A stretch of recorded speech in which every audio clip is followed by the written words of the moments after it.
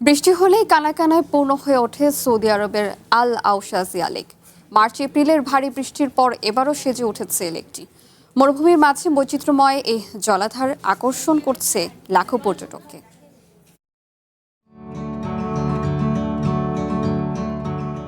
মরুদেশ Saudi আরবের উনাইজাহতে দেখা মিলছে বৈচিত্র্যময় এক লেকের। বৃষ্টিতে নতুন রূপ পায় আল আওশাজিয়া লেকটি। নানা রকম গাছপালা, ঝোপঝাড় আর ডিউনে পাহাড় ঘেরা লেকটির সৌন্দর্য মুগ্ধতা ছড়াচ্ছে।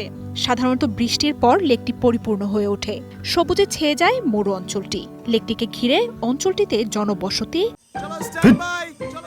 লাইফে কোনো কিছুর গ্যারান্টি নাই, তাই ইন্স্যুরেন্স করুন সিটি ব্যাংকে, কারণ ইন্স্যুরেন্স করলে সিটিতে সুরক্ষা পাবেন নিশ্চিন্তে। ও হাজারো পর্যটক সমাগমের প্রত্যাশা বিশেষজ্ঞদের। প্রায় প্রতি বছরই এই লেকটি এমন রূপ নেয়। অনেকে এখানে ঘিরে থাকা গাছপালা দেখে বিস্মিত হয়। বোটানিস্টরা এই লেক এলাকা থেকে 12টি বিরল প্রজাতি সহ 98 ধরনের উদ্ভিদ শনাক্ত করেছেন।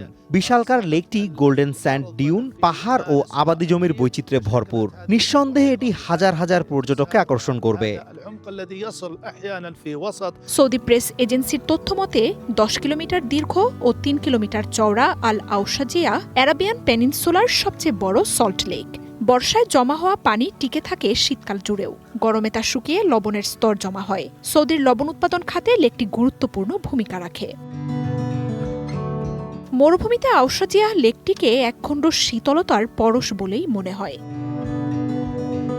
মার্জিয়া উপমা, ওয়ান ইন্টারন্যাশনাল ডেস্ক।